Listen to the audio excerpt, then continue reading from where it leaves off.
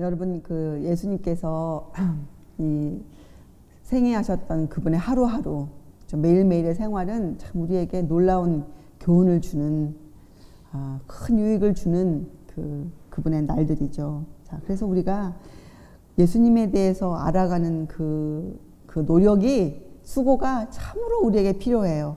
우리에게 그죠? 그저 얻어지는 것이 아니기 때문에 우리가 우리의 마음을 다해서 그분에 대해서 알고자 하는 그런 마음이 있어야죠. 자, 오늘은 저번 시간에 이어서 예수님께서 왜 초막절에 그렇게 비밀히 행하셨는지, 초막절에 또 그리고 그 7장과 요한복음 7장 8장 9절에 예수님께서 그 초막절에 행하신 그 교훈들을 우리가 자세히 살펴보기로 하겠어요. 우리가 저번 시간에 이 기한 때에 대해서 우리가 공부했죠. 하나님께서는 분명히 우리에게 정확한 시간들을 주시는 때가 있으세요. 또 우리에게 어떠한 때는 알려주시지 않는 때도 있으시고, 그래서 우리가 이것들을 잘 분별해 볼 수 있어야 합니다. 그래서 우리가 안식일과 월삭과 절기에 대해서 저번 시간에 공부를 했죠. 자, 오늘은 그 대속죄일이 끝나면 5일 후에 돌아오는 5일째 되는 날 시작되는 초막절, 장막절, 수장절 같은 이름이에요. 그 초막절에 있었던 그 일을 살펴보기로 하겠어요. 요한복음 7장. 7장을 읽어보면 이제 초막절은 굉장히 큰 그 명절이에요. 유대인들이. 그래서 모든 그 유대인들이 특별히 20세 이상의 남자들은 이 예루살렘으로 다 가야 하는 그런 명령을 받은 날이에요. 그래서 그들이 이제 이 초막절에 다 가야 되는 준비를 하고 있는데 예수님의 형제들이 있지 않았습니까?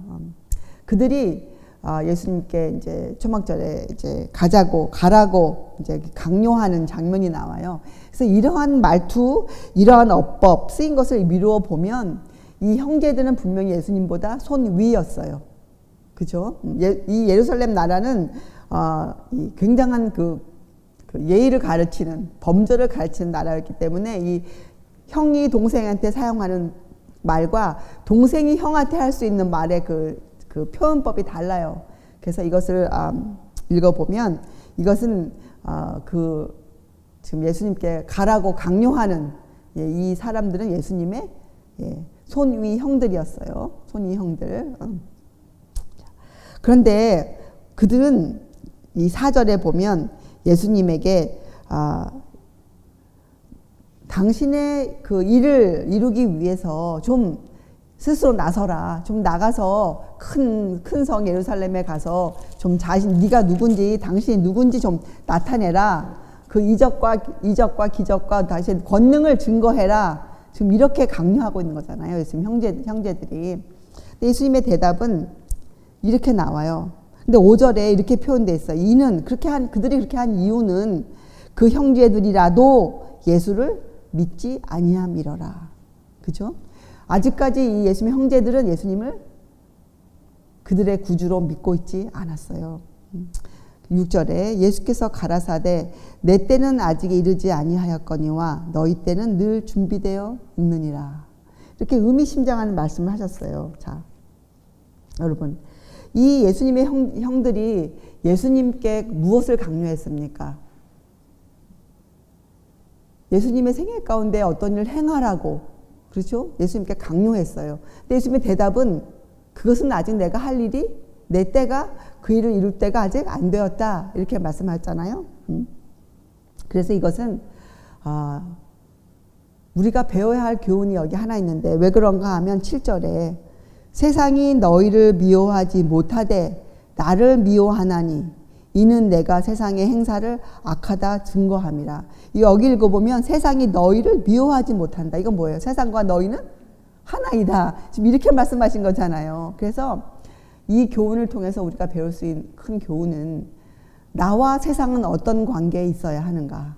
또 그 모본으로 예수님은 세상과 어떤 관계에 계셨는가. 예수님의 안목, 세상을 바라보는 예수님의 안목, 그분이 가지고 계셨던 세계관, 그죠? 요 근래 사람들은 굉장히 그런 걸 중히 여기죠. 당신이 보는 이 세계관, 갖고 있는 이 개념은 무엇이냐, 관념은 무엇이냐, 그렇죠? 예수님에게 이 세상은 그 당신의 그 안일함, 평안함을 구하는 곳이 아니었어요. 그리고 예수님의 그 어떤 세력을 만들어가는, 키워가는 장소가 아니셨죠. 세상은 예수님께 그분은 세상에서 권세나 영광을 기를 마음이 전혀 없으셨어요. 세상은 그분에게 어떠한 관계였냐. 그 세상은 예수님의 아버지, 하나님께서 예수님을 보내신 곳이었을 뿐이에요. 세상은 예수님께. 그렇죠? 그것이 다예요. 그래서 예수님이 갖고 계신 세계관은 무엇이냐. 예수님은 그 땅에서 행해야 할 아버지의 뜻을 갖고 계셨어요. 그것을 수행해야 한다는 그 목적만이 예수님의 세계관이셨어요. 그런데 형들은 그것을 인정하려고 하지 않았기 때문에, 그렇죠? 왜요? 이 형들은 그 당시 유대 사람으로서 구약 성경을 갖고 있었기 때문에 충분히 알 수 있는 입장에 놓여 있었어요. 그것을 자기 스스로 배운 진리를 이해하고자 하지 않았기 때문에 형들은 예수님을 받아들이지 않았죠. 그렇죠? 그래서 우리가 앞으로 더 읽어보면 예수님께서 거기에 대해서 왜 너희들이 나를 거절하는지에 대해서 또 이유를 설명하세요. 그렇죠? 계속 살펴보기로 하겠습니다. 그래서 여러분, 우리가 이렇게 주님과 우리와 같은 이해 속에서 세상을 살아가려면, 그렇죠? 우리도 어떻게 해야 될까요? 주님께서 아버지 하나님과 하나이셨던 것처럼 그분이 이 땅에 오신 목적, 그분이 살아가는 방법, 이루셔야 할 일, 그 모든 것이 아버지 하나님과 하나이셨던 것처럼 우리도 주님과 거기에서 하나가 되어야 돼요. 우리 삶의 방법과 목적이 주님과 하나가 되어야만 돼요. 그래야 우리가 어떻게 해요? 세상을 주님처럼 바라볼 수가 있게 되는 거예요. 그렇죠? 그래서 그분은 아버지의 뜻대로 사셔야 하셨기 때문에 예수님께서 다 알고 계셔도 어떤 일을 행하셔야 되고 그분의 운명이 어떠하다는 걸 다 알고 계셔도 그분은 그 일을 자기가 생각하는 그때 행하시지 않으셨고, 어떠한 일이 발생해서 그렇게 해야만 될 때에도 그분은 그렇게 하시지 않으셨어요. 예수께서는 기다리셨어요. 아버지께서 이때다 하시고 주신 그때를 기다리셨어요. 그래서 여러분, 우리도 그리스도인으로 살아가면서 우리의 생애를, 매일매일 삶을 살아갈 때 참 이런 지혜가 필요하죠. 그렇죠? 자, 그래서 그 다음에 주님께서 또 교훈을 주세요. 자, 그런데 이제 계속 읽어보면 그 형제들이 명절에 올라간 후에 예수님께서도 비밀히 예루살렘 향하여 가셨어요. 그렇죠? 그런데 이제 그 초막절에 모인 유대인들 사이에서 보통 여기서 유대인 이렇게 나오면 바리새인들, 랍비들, 사두개인들을 지칭하죠. 지도자들을 지칭해요. 유대인들 중에서는 예수님을 찾았어요. 그죠? 네. 여러분들이 이 7장을 읽기 위해서는 이 요한복음 5장과 6절에 있었던 일들을 여러분이 좀 기억하셔야 됩니다. 그죠? 5장에서는 예수께서 베데스다에서 병자를 고치신 일이 있었고, 6장에서 예수님이 생명의 떡에 관한 교훈을 하셨어요. 그렇죠? 그래서 사람들이 이제 많이 수근수근거리고 있었어요. 예수님을 찾고 있었어요. 그렇죠? 그런데 명절의 중간에 예수님께서 어떻게 해요? 그 성전에 이제 드디어 가셨어요. 올라가셨어요. 그래서 예수님께서 이제 가르침, 교훈을 시작하셨어요. 그럴 때 이 유대인들이 한 말이 있어요. 이렇게 15절에 나오죠. 유대인들이 기히 여겨 가로되 이 사람은 배우지 아니하였거늘 어떻게 그를 아느냐 하니, 이게 무슨 말입니까? 유대인들이 이 사람은 우리들에게서 배운 적이 없는 사람인데, 그죠? 어떻게 저 사람이 지도자로서 백성들을 가르칠 수 있는가, 이렇게 지금 물어보는 거예요. 그렇잖아요. 저 사람은 우리 랍비 학교에서 어떤 자격증을 딴 적이 없는데 어떻게 저 사람이 무슨 권위로 백성들을 가르치는가. 그래서 여러분, 이 마태복음, 마가복음, 누가복음에 읽어보면 이런 얘기를 하죠. 무슨 권세로, 무슨 권위로 내가 백성들을 가르치느냐, 네가 어떤 권위로 이런 일을 하느냐, 이렇게 물어보는 성경들이 나와요. 그래서 유대인들은 지금 예수님께 그걸 물어보는 거예요. 무슨 권세로? 너가 우리에게서 받은 자격증이 아무것도 없는데 너가 어떻게 감히 성전에서 백성들을 가르치느냐, 이렇게 물어보았어요. 근데 그때 대답이 예수님이 16절, 17절에 예수께서 대답하여 가라사대 내 교훈은 내 것이 아니요 나를 보내신 이의 것이니라. 사람이 하나님의 뜻을 행하려 하면 이 교훈이 하나님께로서 왔는지 내가 스스로 말함인지 알리라. 참 의미심장한 교훈을 주셨어요. 우리가 과거에도 이 구절을 한번 공부한 적이 있지만 오늘 여러분이 다시 한번 새겨서 들어보시기 바랍니다. 자, 예수님의 가르침에 대해서 의심을 하는 자들에게 예수님이 하신 교훈이에요. 그렇죠?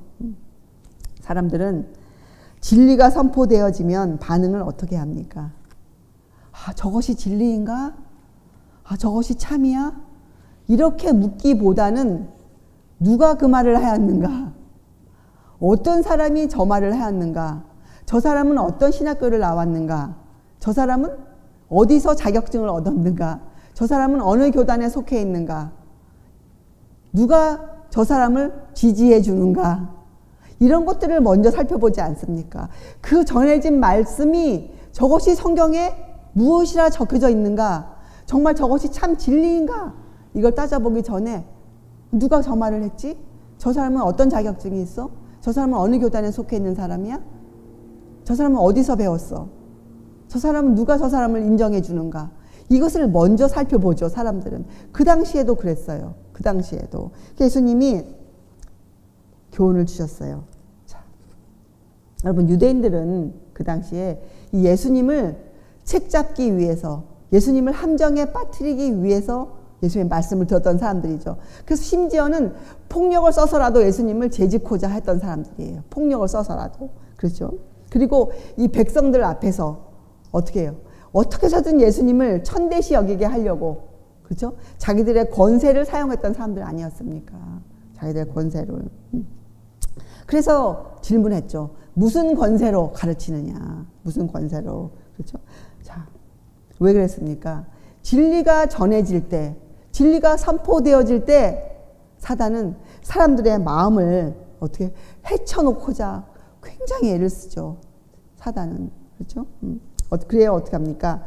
그 진리를 전하는 사람이 도대체 무슨 권세로 진리를 전하는지를 사람들의 마음에 먼저 들어가게 그렇게 분위기를 조장하고 그런 말들을 던져놔서 사람들의 마음에 진리가 자리 잡지 못하도록 그런 방해 공작을 하지요. 그렇죠? 사람들이 진리를 듣고, 사람은요, 무엇을 들으면 금방 그것을 이해하는 것이 아니에요. 우리 뇌는, 우리의 마음은 어떻습니까? 진리가 전해지면 그것을 지각해야 돼. 지각이 무슨 뜻입니까? 깨달아 아는, 사물의 이치나 도리를 분별해서 깨닫는, 그죠? 지각력. 그것이 필요하죠. 그리고 그것을 지각하면 우리의 마음이 그걸 어떻게 해야 됩니까? 그것을 인식해야 돼요. 그것을 그렇다고 인정해야 돼요. 우리의 마음이. 그래서 우리가 무엇인가를 알게 되는 것은 우리의 머리로만 할 수 있는 일이 아니에요. 우리의 머리와 우리의 양심, 우리의 마음 중에 있는 양심이 같이 반응을 해야 되거든요. 그래서 이 지각력, 인식력, 이것은 굉장히 중요한 우리의 두뇌와 우리의 마음이 함께 작용하는 우리의 사고 능력이에요. 그래서 사단은 여기를 공격해요. 사람들의 마음. 사람들이 들으면 그것을 듣고 사람들이 이것이 무엇이냐 하고 지각하고 인식하는 과정이 필요한데 그것을 차단시켜줘. 그래서 사람들은 어떻게 해요? 어떤 때는 감정으로 그저 막 충동시키고 마음을, 어떤 때는 싸늘하게 만들어버리고 이런 일을 하는 것이, 그것이 방해 공작이에요. 방해 공작. 자, 예수님께 그렇게 했죠. 예수님께. 그러나 예수님은 그런 유대인들의 반응에 전혀 개의치 않으셨어요. 그리고 주신 교훈이 내 교훈은 내 것이 아니요 나를 보내신 이의 것이라.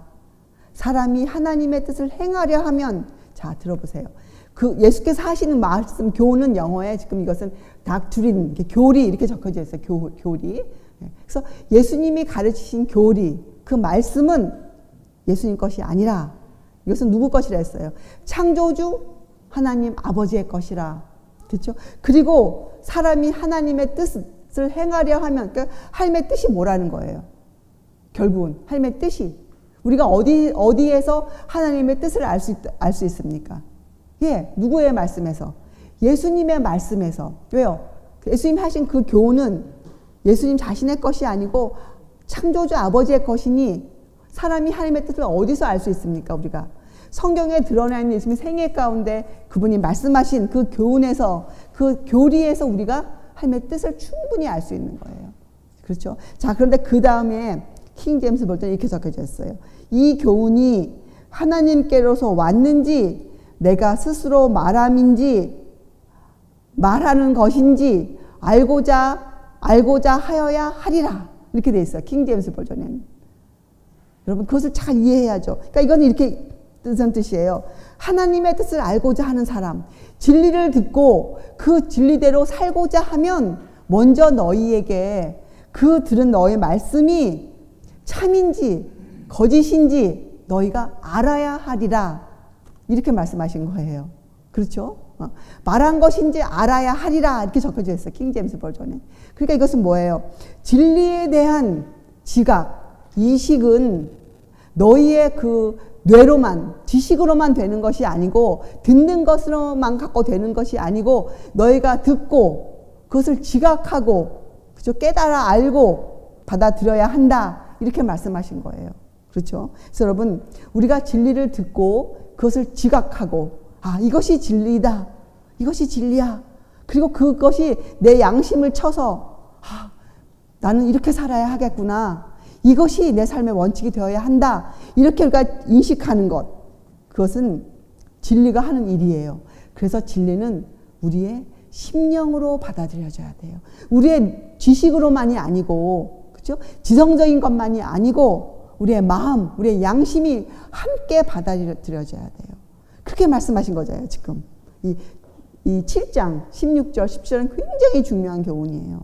그렇죠? 자, 그래서 여러분, 만약에 진리가 듣는 것으로만 충분하다 하면 여러분, 사람들이 마음에 갖고 있는 자만심은 그건 뭡니까? 그럼 자만심이 방해가 되지 않겠네요? 마음에 어떠한 교만한 마음을 품고 있어도 알고 있는 높은 지식으로 충분히 구원을 얻을 수 있어야 되는 거 아닙니까? 그러나 성경은 우리에게 밝히 뭐라고 말합니까? 절대로 그렇지 않다. 이렇게 말하고 있지 않습니까? 그렇죠? 도리어 우리가 진리를 우리 마음에 받아들이는데 가장 큰 장애가 뭡니까? 그 마음이 갖고 있는 그 자만심 아닙니까? 이미 알고 있다는 그 자만심. 우리는 주님의 발 아래 겸손히 매일매일 배워야 할 사람들임에도 불구하고, 그렇죠? 여러분, 예를 들어 창조주 하나님 누가 모릅니까? 이 세계를 만드신 어느 그리스도인들 중에서, 교회에 발을 들여놓고 있는 사람들 중에서 이 세계를 하나님이 만드셨다는 것을 안 믿는 사람이 누가 있습니까? 다 믿습니다. 누구나. 그렇죠? 우리 오늘 찬송에 불렀죠. 이 세계를 만드신 하나님 아버지, 하늘의 별을 다신 하나님 아버지, 다 믿어요. 그러나 왜 사람들이 하나님께서 말씀하신 그 계명을 지키지 못합니까? 왜요? 사람들이 왜 계명을 지키지 못합니까? 창조주 하나님을 믿는데 왜 계명을 지키지 못합니까? 그것은 그들의 마음이 그 계명을 말씀을 듣고 지각하고 인식하는 양심의 그 말씀이 양심을 치는 그 과정을 그들이 그냥 등한히 여겨서 그렇게 되는 거예요. 그래서 우리는 우리의 마음을 살펴볼 수 있어야 돼요. 진리는 우리의 마음에 들어와야 돼요. 진리가. 그렇죠? 그래서 진리가 우리의 마음을 드러내야 돼요. 우리의 마음을. 그래서 우리는 우리의 마음, 무엇이 진리를 방해하고 있는지, 분명히 하나님께서 말씀하셨어요. 계명을. 그러면 내가 그 계명을 지키려면 내가 이렇게 살아야 한다. 다 나오죠. 그런데 나로 하여금 그렇게 살지 못하게 하는 그 내 의지를 내가 꺾을 수 있는 그 용기가 필요해요. 우리에게. 그 능력이 필요한 거예요. 그래서 성경에 예수님이 산상수훈에 뭐라고 말씀하십니까? 어떻게 하는 것이 올바른 우리가 의지를 꺾는 거라고 했어요. 너희의 눈이 너를 죄를 짓게 하거든 너희의 오른 눈을 빼어버리라. 또 너희의 오른손이 너를 죄를 짓게 하거든 그 손을 베어버리라. 의지의 충성을 요구하셨어요.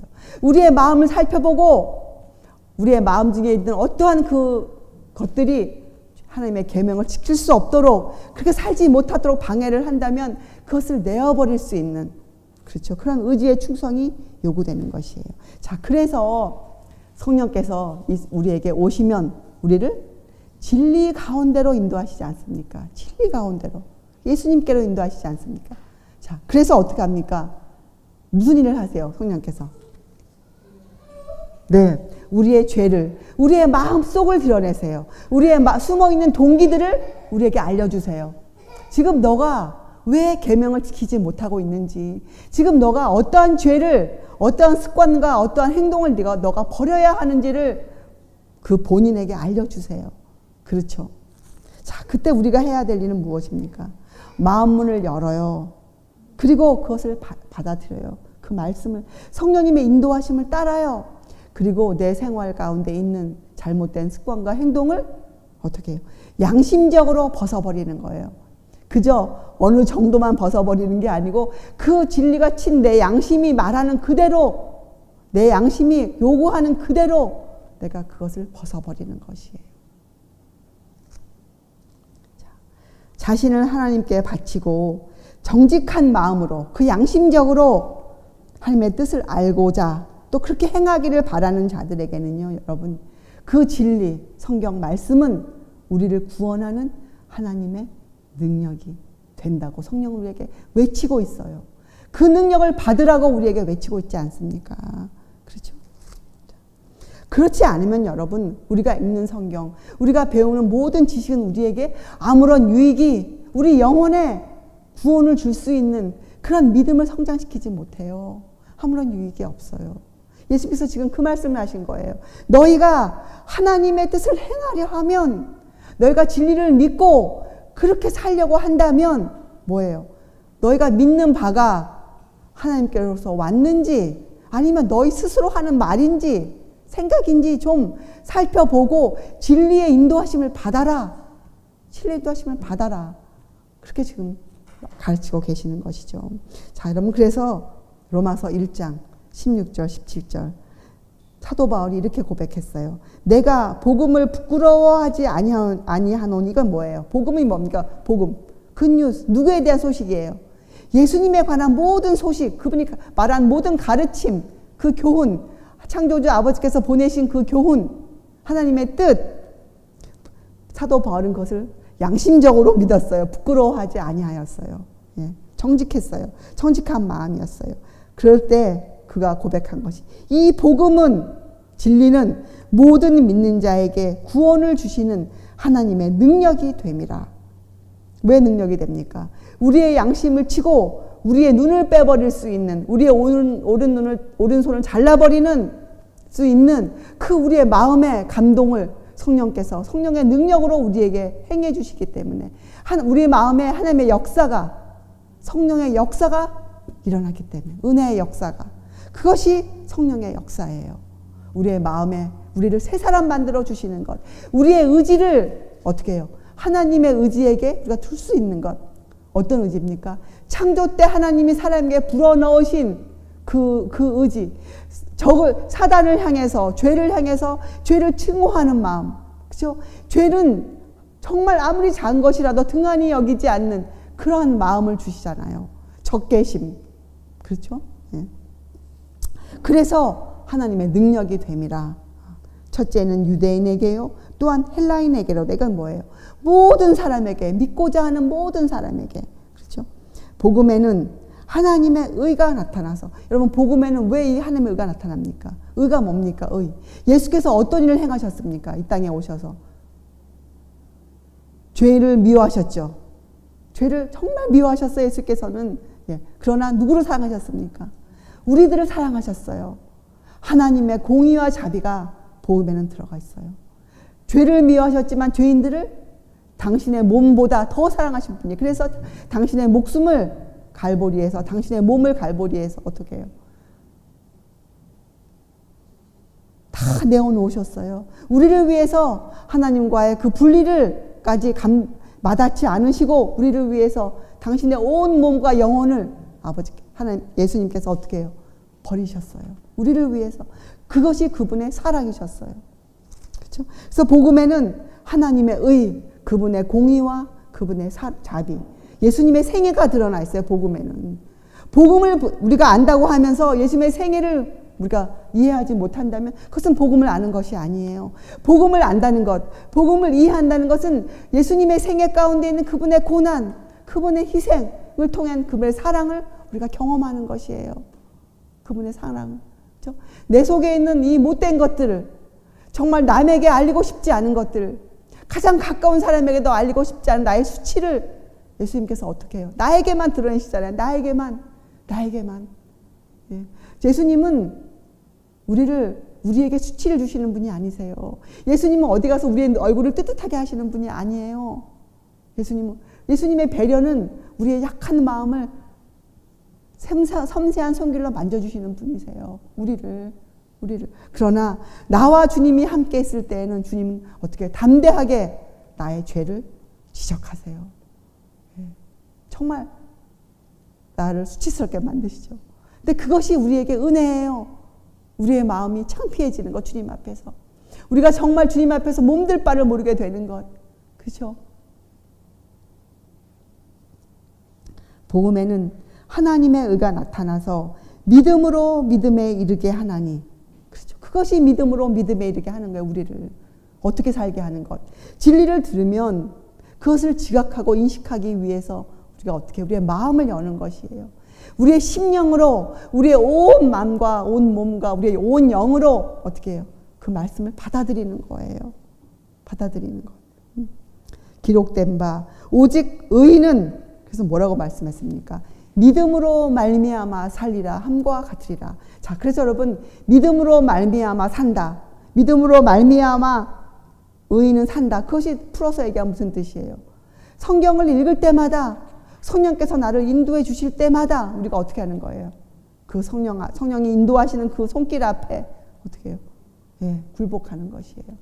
나에게 있는 모든 습관들, 나로 하여금 주님을 따라 살지 못하도록 방해하는 모든 나의 작은 습관까지, 나의 행동, 말, 언어, 생각까지 전부 다 어떻게 해요? 예, 굴복시키는 것이에요. 그것이 오직 의인은 믿음으로 말미암아 살리라. 그죠? 그러나 유대인들은 분간할 수가 없었어요. 유대인들은 지각력과 인식력이 온전하지 않았기 때문에, 그렇죠? 식별력과 영적 분별력이 없었어요. 그렇죠? 우리가 영적 분별력을 갖기 위해서는 진리를 듣고 지각하고 그것을 인식하는 과정이 필요해요. 그 훈련이 있어야 돼요. 성령께서 우리 마음에 역사하시는 체험이 있어야 돼요. 체험이. 근데 바리새인들은 그렇게 하지 않았거든요. 자기의 의지를 주님의 의지에 두지 않았어요. 그래서 그들은 진리를 알려고 힘쓴 것이 아니고, 그들은 어떻게 했습니까? 진리를 피할 수 있는 어떤 핑계를 성경 안에서 찾고 있었어요.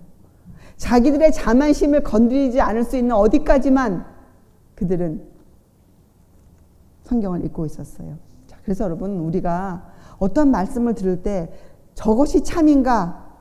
저 사람이 정말 주님의 종인가? 아니면 저 사람이 사단의 종인가? 이것을 구별하는 시금석은 여기에 찾아볼 수가 있어요. 저 사람이 누구의 영광을 구하고 지금 있는가?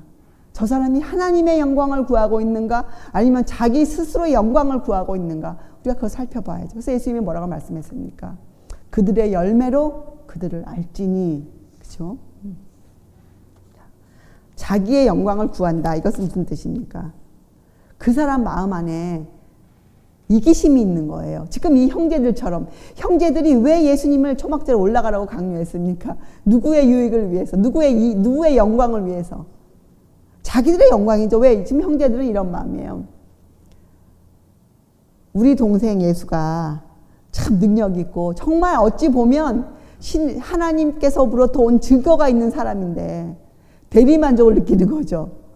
만약에 우리 동생 예수가 예루살렘에 가서 정말 바리새인들에게 인정을 받으면 어떻게 덩달아 자기들도 한자리 할 수 있지 않습니까? 자기들도 형제니까. 그런 이기심으로 예수님을 재촉하는 거예요. 예수님을. 그러나 예수께서는 자신의 영광을 구하시는 분이 아니시니까, 하나님의 때를 기다리시는 분이시니까 그들의 말을 듣지 않았죠. 그래서 여러분, 사람들의 동기가 있어요. 왜 성경을 읽느냐, 그들이 왜 진리를 찾느냐, 그 동기가 드러나요, 사람들에게서. 그렇죠? 예수님께 있는 권위는 하나였어요. 여러분, 유대인들이 정말로 예수님을 거절한 그 원인이 뭡니까? 왜 유대인들이 바리새인과 서기관들이 예수님을 거절했습니까? 그들은 예수님께서 어떠한 능력을 갖고 계신지 그들이 보고 알았어요. 예수님에게 신적인 능력이 있음을 그들이 알았어요. 그러나 그들이 왜 거절했습니까? 예수님의 그 신성이, 그 예수님의 능력이 그들의 죄악상을 폭로했거든요. 그들의 죽으심을 격발시켰어요. 왜요? 그들의 마음에 있는 이기심과 시기심을 버릴 마음이 없었기 때문이에요. 그렇죠? 그래서 예수님이 갖고 계신 권위는 세상이 찾는 그런 권위가 아니었어요. 예수님의 권위는 뭐예요? 예수님이 진리를 가르칠 수 있는 권위 하나는 뭐예요? 예수님은 당신의 뜻을 구하지 않으셨어요. 당신의 영광을 구하지 않았어요. 예수님. 도리어 예수님이 이 땅에서 아버지께서 주신 그 뜻대로 살고자 하는 그 목적만 갖고 계셨어요. 하나님의 영광을 구하고 계셨어요. 자, 누가 진리의 교사가 될 수 있는가? 이 땅에서도 누구들입니까? 진리를 전함에 있어서 자기들의 어떠한 유익을 조금도 이익을 구하지 않는 사람들, 자기들이 그 진리를 전함으로써 어떠한 입장에 처할지라도, 어떠한 비난과 조롱을 받을지라도, 그렇죠, 그럴지라도 그들이 진리를 전하는 사람들. 왜요? 그것이 아버지 하나님의 영광을 구하는 일이기 때문에 자기들이 어떠한 입장에 처할지라도, 무엇을 희생하게 될지라도, 그렇죠. 그래서 예전에 믿음의 선배들은 정말 추해를 당할지라도, 그렇죠, 세상에서 사단의 종이라는 그런 비난을 받을지라도 그들이 믿는 바를 그들이 어떻게 했습니까? 확실히 붙잡고 나아갔어요. 그렇죠. 그 권위가 있어야 진리를 전할 수 있는 사람이 되는 거예요. 그렇죠. 자, 그런데 이 유대인들이 왜 그렇게 성경을 읽으면서도 그들의 마음에 이런 거짓된 이론이, 이 거짓을 진짜로 믿는 그러한 것이 형성되어 있었는가? 자, 왜 그랬습니까?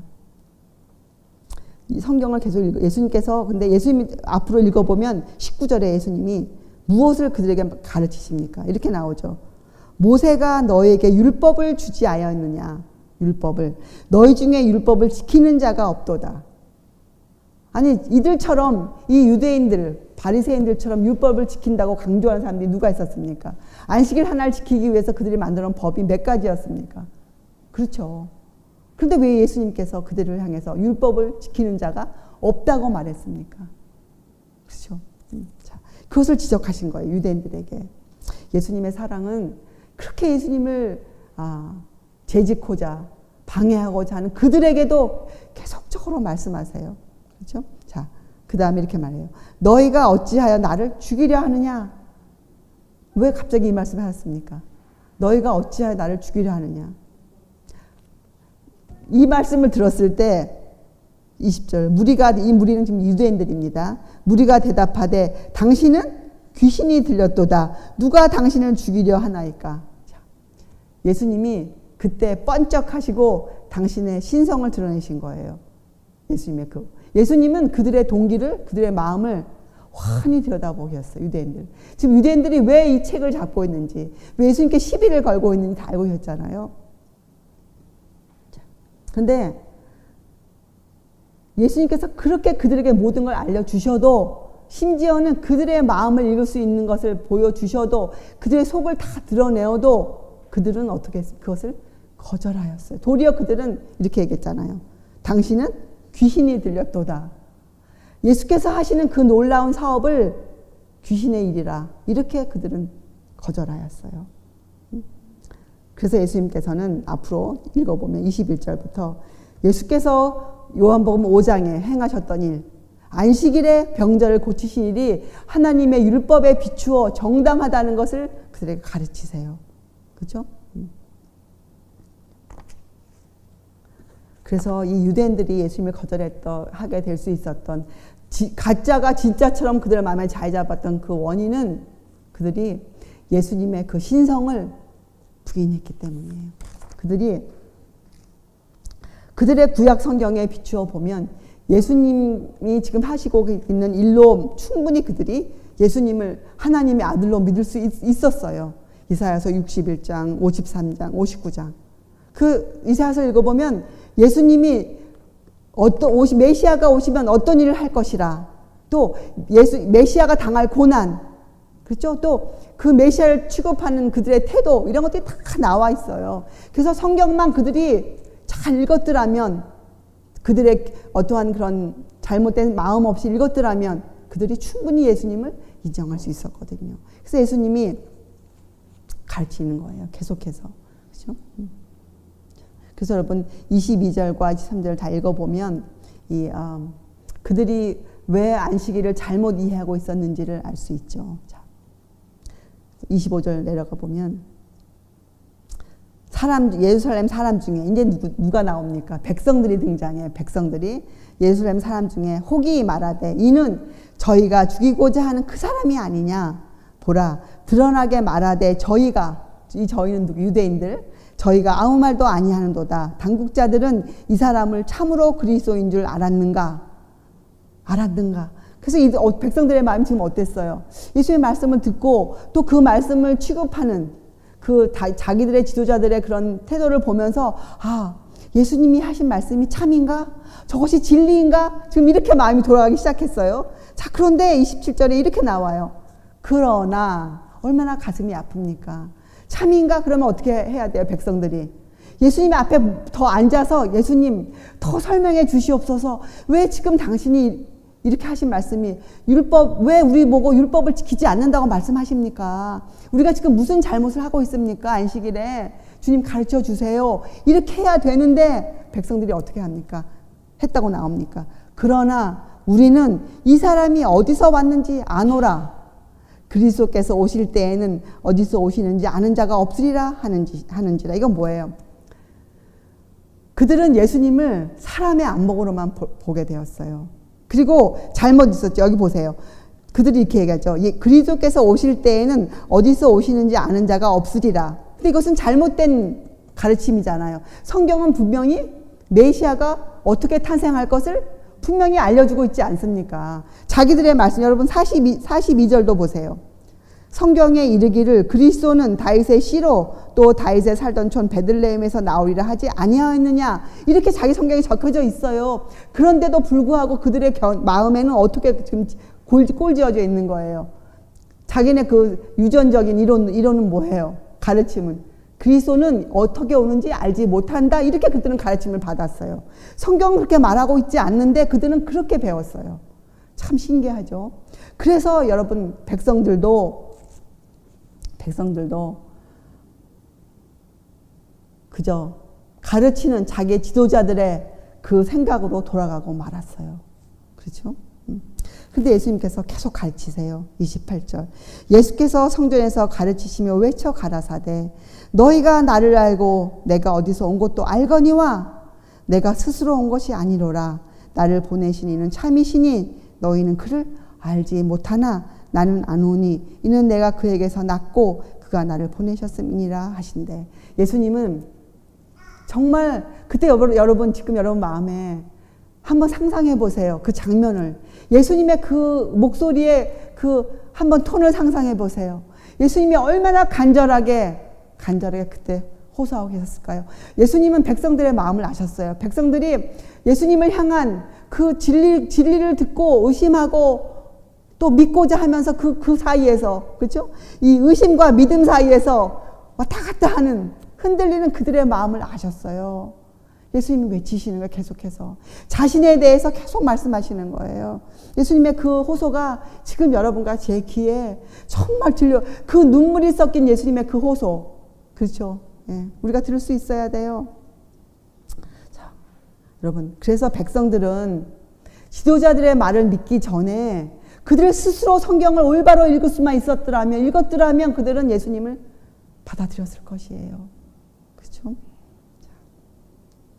여러분, 하나님께서는 사람들에게 불신을 버리라고 강요하지 않으십니다. 하나님은 강요하시는 분이 아니세요. 하나님은 섬세하신 분이세요. 하나님은 우리의 마음을 정말 섬세하게 다루시는 분이세요. 절대로 우리를 강요하시지 않으세요. 그렇죠? 대신 하나님은 우리 앞에 빛과 어둠, 진리와 오류를 우리 앞에 두세요. 그리고 어느 것을 받아들일지 우리 선택에 맡겨주세요. 그러나 하나님은 우리에게 어떤 능력을 주시기를 원하십니까? 우리가 선과 악을 식별할 수 있는 능력을 우리에게 부여하세요. 우리가 어떻게만 하면, 우리가 그 진리를 마음을 열기만 하면 우리에게 그 능력을 주세요. 무엇이 참이고 거짓인지, 무엇이 하나님께서로 왔는지, 아니면 스스로 말함인지 우리가 알고자 하면 알 수 있는 능력을 우리에게 부여해 주세요. 그렇죠? 그래서 하나님께서는 우리가 일시적인 충동으로 이거다 이렇게 하길 원치 않으세요. 하나님, 우리가 진리를 듣고 성경을 읽고 그것을 어떻게 해요? 성경절들을 대조해보고 이것이 정말 참인가, 이것이 진리인가, 이런 마음으로 성경을 연구하기를 원하세요. 우리가 그것만 하면 어떻게 됩니까? 그렇게 성경을 읽으면 어떻게 해요? 우리가 예수께서 하신 그 일을 통해서 우리의 미래를 볼 수 있을 것이에요. 하나님께서 이 세상을 어떻게 구원해 가시겠다는 그 하나님의 비밀을 깨닫게 될 것이에요. 우리가 예수님의 생애 가운데서. 그렇죠? 우리가 다니엘서와 요한계시록을 이해할 수 있게 될 것이에요. 올바르게. 구약과 신약의 조화를 우리가 깨닫게 될 것이에요. 그렇죠? 그러나 오늘날도 많은 사람들이 속고 있죠. 이스라엘 사람들처럼. 그렇죠? 그저 교회 지도자들이 가르치는 그대로 거르지 않고 그렇게 자기들의 영혼의 것을 받아들이죠. 그렇죠?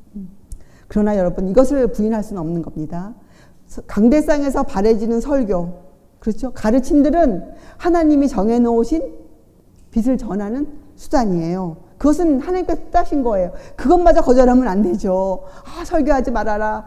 교회에서 그런 말 하면 안 된다. 이것은 잘못된 것이에요. 그렇죠? 그것은 하나님이 정해놓으신 것이에요. 하나님께서 교회를 통해서 말씀의 전파를 위해서 통해서 사람들에게 진리가 전파되는 건 하나님이 정해놓으신 수단이에요. 그러나 무엇을 우리가 분별해 보아야 됩니까? 바래지는 그 진리가 참인가 오류인가는 우리가 스스로 분별해 보아라. 이렇게 말씀하시죠.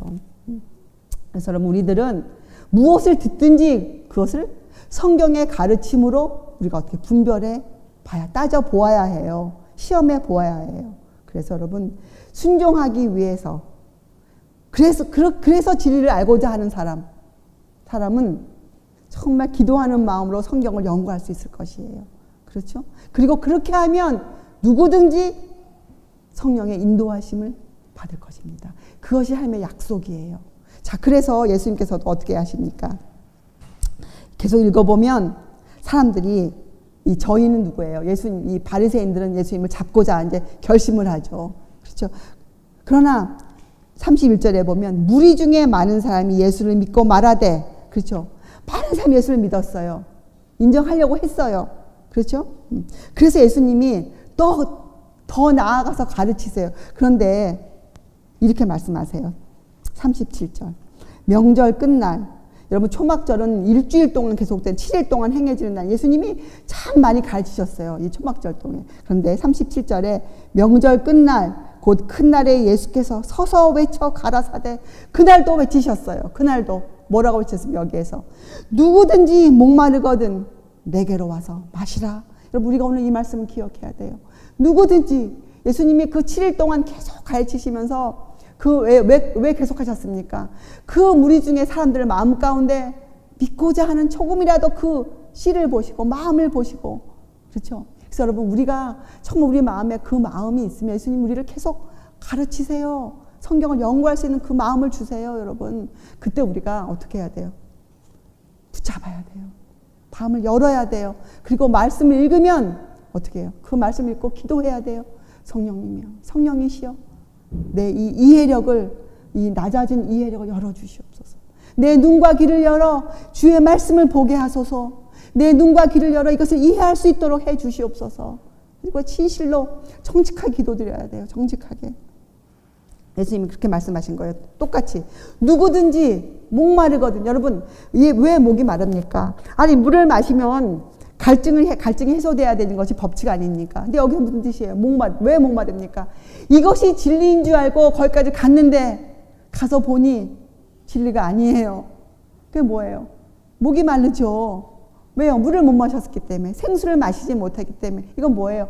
진리를 찾아 방황하는 사람들, 이것이 진리인가 저것이 진리인가, 성경을 읽으면서 이것이 무슨 말씀이지? 도대체 이것이 어떻게 이해되어지지? 그러기 위해서 애를 쓰는 사람들, 그것 때문에 마음이 상한 사람들, 그래서 그 사람들이 목마른 자들이에요. 여러분 성경에 이런 구절이 있지 않습니까? 터진 웅덩이에 물 아무리 부어보세요. 터진 웅덩이. 여러분 이 말씀은 명절 끝날 초막절에는 어떤 일을 그들이 했는가? 초막절은 즐거운 명절 아닙니까? 예, 그래서 의식이 화려했어요. 등을 켜고 그들이 온 예루살렘을 저녁에 등으로 밝혔어요. 얼마나 멋있습니까? 아름답고 사람들의 눈과 귀가 현혹되어져요. 그런 것에, 의식에. 예. 그리고 그날 이전 역사를 살펴보면 초막절 마지막 날 어떤 일을 하냐면 그들이 이 광야에서 이 반석을 친 일을 기념하여서, 그래서 반석을 쳐서 뭐가 나왔습니까? 그때 생수가 터져나오지 않았습니까? 그 일을 기념하는 예식을 행해요. 그들이 이 마지막 날. 그래서 백성들이 눈과 귀가 그 의식으로 막 현혹되어 있고, 여러분 우리도 어떤 집회에 가서 진리가 없을 때 우리의 마음이 어떤 때는 어떻게 됩니까? 예, 거기서 행해지는 그 뜨거운 찬양 소리와 뭐 여러 가지로 마음이 그 충동이 생길 때가 있지 않습니까? 그래서 지금 이스라엘 백성이 그랬어요. 마음이 정말 여기 오늘 이 초막절에는 정말 무슨 나의 구원을 위한 무엇이 있나 하고 왔어요. 백성들이 찾고 있었어요. 그런 사람들이 있었어요. 그 안에, 그 무리 중에. 예. 특별히 예수님 계시지 않았습니까? 예수님께서 그 명절은 예수님이 하시는 말씀, 저분이 정말 메시아인가? 우리가 기다리던 그분이신가? 하고 사람들이 찾고 있었어요. 목말라 있어서 사람들이요. 그래서 그 초막절날 그런 의식이, 멋있는 의식이 행해질 때 그 반석을 쳐서 생수가 터져 나오는 저것인가 하고 가서 지금 있었는데, 어떻게 보니까 자기들 지도자를 보니까 예수님이 아니라고 하시는 거 아닙니까? 예수님이 사단의 종이라, 귀신 들렸다 이렇게 말하고 있는 거 아니에요. 그래서 백성들의 마음이 오락가락하고 있었어요. 그래서 목이 말랐어요. 백성들 중에 목마른 자들이 있었어요. 그때 예수께서 그들에게 외치셨어요. 누구든지 목마르거든 내게로 와서 마시라. 지금 너희가 보고 있는 저 생수, 너희가 지금 반석을 쳐서 나오는 저 생수 내가 준다. 내가 주리라. 나를 믿는 자는 성경의 이름과 같이 그 배에서 생수의 강이 흘러나리라 하시니, 39절, 이는 그를 믿는 자의 받을 성령을 가리켜 말씀하신 것이라. 예수께서 아직 영광을 받지 못하신 거로 성령이 아직 저희에게 계시지 아니하시더라. 여러분 우리가 주의 말씀을 읽을 때 이 성령의 강구를 여러분이 정말 기도하셔야 돼. 우리가 기도해야 되는 가장 큰 것은 바로 이것이에요. 성령께서 우리 마음에 들어오시도록. 그렇죠? 자, 여러분 그래서 끝까지 계속 읽어보면 이 말씀을 들은 무리 중에서 혹은 이가 참으로 그 선지자라 하며 혹은 그리스도라 하며 어떤 이는 그리스도가 어찌 갈릴리에서 나오겠느냐. 분분했어요. 그들의 마음이. 그렇죠? 자, 45절에 보면 그 하속들, 이제 예수님 잡아오라 한 그 하속들을 보냈는데, 그죠? 스파이들을 보냈는데 그들이 그렇게 하지 않았어요. 46절에 하속들이 대답하되 그 사람의 말하는 것처럼 말한 사람은 예수님을 말한 뜻하는 거죠. 사람은 이때까지 없었나이다 하니, 이거 무슨 뜻이에요? 그 하속들이 예수님이 하시는 일을 보니, 가르치는 진리를 들어보니 그 안에서 뭘 발견한 거예요? 하속들이 하나님이심을 발견한 거예요. 지금 저 말씀하고 계신 저분이 바로 메시아다. 저분이 하나님의 아들이시다 하는 예수님의 신성을 발견한 거예요. 그래서 잡아올 수가 없었어요. 그래서 바리새인들이 모여서 49절에 율법을 알지 못하는 이 무리는 저주를 받은 자로다. 자기들의 고집을 계속 펴나가죠. 자, 그런데 누가 등장합니까? 니고데모가 등장해요. 예수님을 죽이고자 하는 그 가운데 니고데모가 말하죠. 우리 율법은 사람의 말을 듣고 그 행한 것을 알기 전에 판결하느냐. 저희가 대답하여 가로되 너도 갈릴리에서 왔느냐. 상고하여 보라. 갈릴리에서는 선지자가 나지 못하느냐 하였더라. 이방의 빛이 비친다고 되어 있는데 이들은 성경을 정말 잘못 읽고 있었죠. 자, 그래서 여러분 그렇게 7장이 끝나요. 그렇죠? 다 각각 집으로 돌아가고 예수는 감난산으로 가시다. 이렇게 7절이 끝나잖아요. 그리고 8장이 시작합니다. 자, 여러분 우리는 오늘 예수님의 교훈, 너희가 사람이 하나님의 뜻을 행하려 하면 그것이 하나님께서 말씀하신 것인지 너 스스로 말함인지 살펴보아라.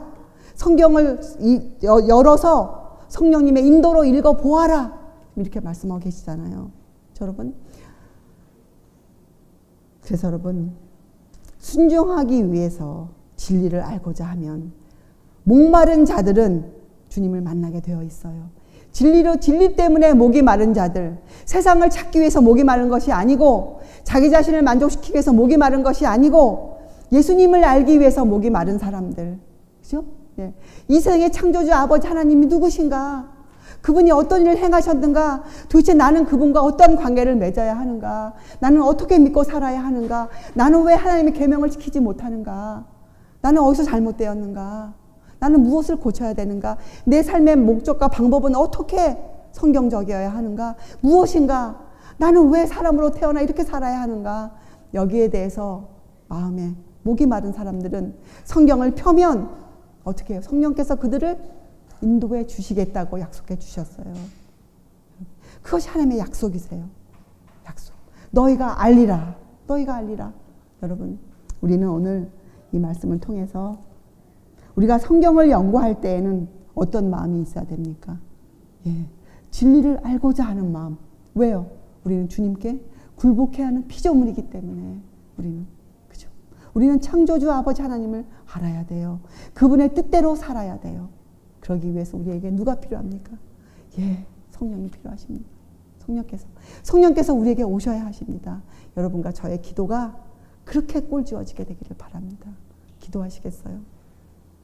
하늘에 계신 하나님 아버지, 저희들의 생애 가운데 주님께 드려지는 기도, 우리의 호소가 성령의 간구입니다. 주님, 보혜사 성령을 보내주시옵소서. 저희가 성경을 펼 때마다 성령님의 인도로 우리의 마음을 환히 들여다볼 수 있게 하여 주시옵소서. 예수님께서 우리의 마음을 들여다보시는 것처럼 저희들이 저희의 마음을, 자신의 마음을 들여다볼 수 있게 하여 주시옵소서. 그리고 예수께서 살아가셨던 그 능력으로 저희도 하나님의 의를 이루는, 믿음으로 말미암아 그 의를 얻는 주님의 백성 되게 하여 주시옵소서. 감사드리오며 귀하신 예수 그리스도의 이름으로 아버지께 간절히 기도드리옵나이다. 아멘.